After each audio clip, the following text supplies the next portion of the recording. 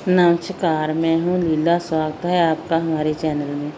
आज का विषय है मनसा महादेव व्रत कब से शुरू करें और कितने व्रत करें और व्रत की पूजन विधि क्या है, व्रत का अध्यापन कब करें और कैसे करें, और व्रत के 5 जरूरी नियम क्या है, और व्रत रखते समय 5 गलतियाँ जो नहीं करनी चाहिए। इस व्रत में शिव पूजा करते समय रखें 5 बातों का ध्यान।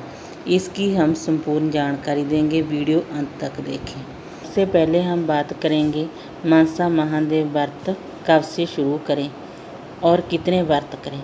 मनसा महादेव व्रत कई स्थानों पर तो सावन के पहले सोमवार से ही शुरू करते हैं और कई स्थानों पर सावन की शुक्ल पक्ष की चतुर्थी को शुरू करते हैं।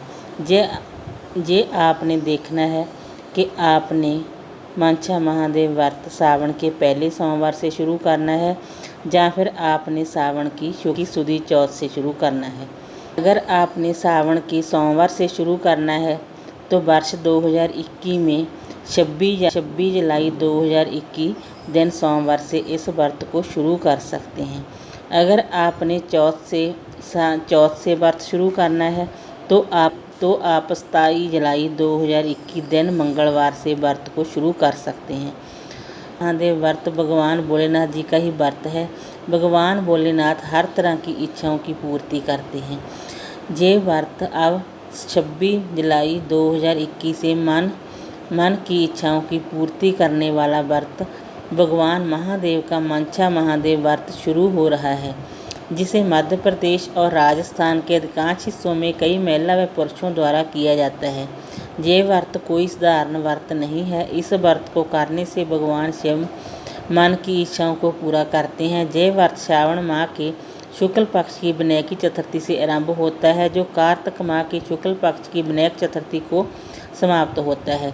4 माह तक चलने वाले इस व्रत को लेकर काफ़ी कथाएं भी प्रचलित हैं। अब बात करते हैं इस व्रत को कौन कौन कर सकता है। इस व्रत को महिलाएं और कुंवारी लड़कियां भी इस व्रत को कर सकती हैं। इस व्रत को पुरुष भी और कुंवारे लड़के भी कर सकते हैं। कैसे करें मनसा महादेव व्रत। अब बात करते हैं मनसा महादेव व्रत कैसे करें। मनसा महादेव व्रत को करने से भगवान शिव मन की इच्छाओं की पूर्ति करते हैं। श्रावण माह की शुक्ल पक्ष की विनायकी चतुर्थी को जय व्रत आरंभ होता है। जिस दिन आप इस व्रत को शुरू करें उस दिन आप एक पूजा की थाली तैयार करें। उस पूजा की थाली में आपने मनसा महादेव व्रत के लिए आपने भगवान शिव या नंदी बना हुआ तांबे का सिक्का या पीतल का सिक्का बाजार से खरीद कर लाएं।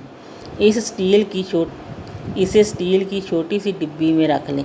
मंदिर पर शिवलिंग का पूजन करने से पहले सिक्के का पूजन करें, फिर शिवलिंग का पूजन करें और सूत का एक मोटा कच्चा धागा लें।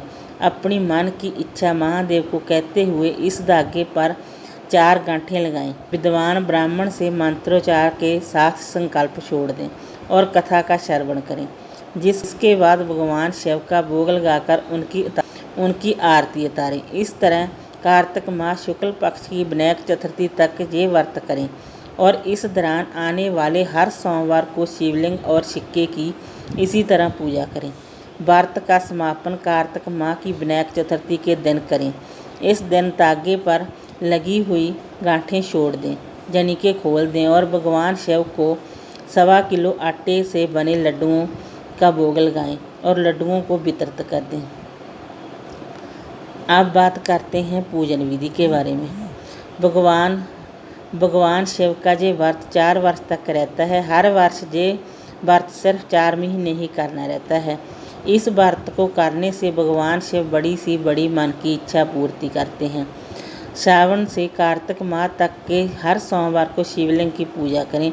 सोमवार को शिवलिंग को दूध, दही, घी, शक्कर, शहद से स्नान कराएं। उसके बाद आप जो फल फूल लेकर गए हैं, जैसे कि बेल पत्र लेकर गए हैं, शमी पत्र लेकर गए हैं, वो आपने शिवलिंग पर अर्पित करने हैं। व्रत के पहले दिन धागे पर गांठें लगाई है उसे सिक्के के पास ही रखें। व्रत के समापन के दिन ही धागे की गांठें खोलनी है। हर वर्ष भिन्न भिन्न इच्छाओं को लेकर भी ये व्रत आप रख सकते हैं। अब बात करते हैं नियमों की। इस व्रत में इन नियमों का आपने पालन करना होगा। 4 वर्ष के इस व्रत में 4 महीने ही खास रहते हैं। इन 4 महीनों में भगवान शिव की पूरे ध्यान से पूजा करें। व्रत के दौरान जमीन पर शयन करें। मांस मदिरा का सेवन न करें और नशीली चीज़ों से भी दूर रहें। ब्रह्मचर्य का आप पालन करें। किसी स्त्री के बारे में बुरा ना सोचें तथा व्रत के 4 माह के दौरान अदरक, प्याज, लहसुन का सेवन बिल्कुल न करें। ये नियम रखने से भगवान शिव आपकी इच्छाएं जल्दी ही पूरी कर देंगे।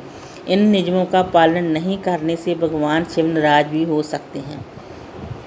शिव पूजा करते समय आप आरती कपूर से करें। अगर आपके पास कपूर नहीं है तो एक दीपक लेकर जाएं, उससे आप आरती करें।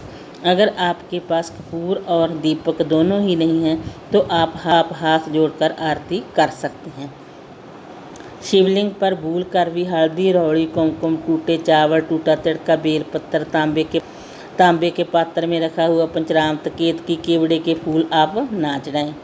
अगर आपको किसी कारणवश तांबे का सिक्का नहीं मिलता है तो ऐसे में आप तांबे का लोटा लेकर भी आप इस व्रत की पूजा कर सकते हैं। वैसे भी तांबे का पात्र आप पूजा में अवश्य रखें। अब बात करते हैं शिवप्रिय वस्तुएं ही आपने शिवलिंग पर अर्पित करनी है, जैसे कि कच्चा दूध, दही, घी, शक्कर, शहद पंचरामृत के लिए, भांग, धतूरा, शमी पत्र, बेलपत्र, दुर्वा, आंकड़े व मदार के फूल और पत्तियाँ, पीपल के पत्ते, बरगद के पत्ते, कमल के फूल, सफ़ेद फूल, ये आप शिवलिंग पर चढ़ा सकते हैं। आप शिव पूजा करें तो आप उत्तरमुखी होकर ही पूजा करें। शिव पूजा करते समय आप अपने सिर को ढक कर रखें। गीले बालों से आप पूजा ना करें और ना ही आप खुले बालों से पूजा करें। पूजा करते समय आपके बालों में से पानी नहीं टपकना चाहिए। शिव पूजा करने के बाद आप नंदी जी की पूजा अवश्य करें। नंदी जी की पूजा के बिना आपकी पूजा सफल नहीं हो सकती। व्रत करते समय आपको किसी की निंदा चुगली नहीं करनी चाहिए, ना ही किसी के प्रति गलत सोचना चाहिए और ना ही किसी का दिल दिखाना चाहिए, ना ही किसी की बात लें। ना जाने किस रूप में भगवान शिव आपको आशीर्वाद दे जाएं। बताया जाता है कि ये मनसा महादेव व्रत देवी देवताओं के द्वारा भी किया गया था, जिसे मनुष्य को अवश्य करना चाहिए। बताया जाता है कि भगवान इंद्र जब चंद्रमा के श्राप से कुष्ठ रोग से पीड़ित हो गए थे तो उन्होंने ये व्रत करके कुष्ठ रोग से मुक्ति पाई थी। इसी तरह माता पार्वती जी ने भी शिवजी भोलेनाथ जी को पति के रूप में पाने के लिए ये व्रत किया था तथा शिवजी भोलेनाथ जी के पुत्र भगवान कार्तिकेय ने भी ये व्रत किया था। कार्तिक भगवान ने इस व्रत की महिमा मंसाराम ब्राह्मण नामक व्यक्ति को बताई थी, जिसके द्वारा इस व्रत को करने से उसे अवंतिकापुरी के राजा की कन्या पत्नी रूप में प्राप्त हुई थी। अब बात करते हैं अध्यापन विधि के बारे में। मनसा महादेव व्रत की अध्यापन विधि। मनसा अध्यापन कार्तिक मास की शुक्ल पक्ष की चतुर्थी को किया जाता है। इस दौरान भगवान को चूरमे के प्रसाद का भोग लगाया जाता है। व्रत के अध्यापन में भगवान के भोग के लिए 1.25 सेर आटा, 1.25 सेर गुड़, 1.25 सेर शुद्ध घी डालकर ही चूरमा बनाया जाता है।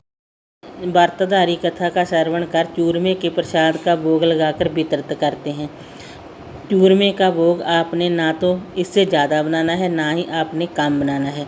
चूरमे का भोग भी आपने एक मात्रा में ही सभी को देना है, ना ही किसी को कम, ना ही किसी को ज़्यादा। उपवास पूरा होने के बाद गुड़ के लड्डू, आटे का प्रसाद तैयार किया जाता है और इसे 4 भागों में बांटा जाता है, जहाँ एक हिस्सा भगवान को दिया जाता है, एक हिस्सा गाय को, एक हिस्सा ब्राह्मण को दिया जाता है।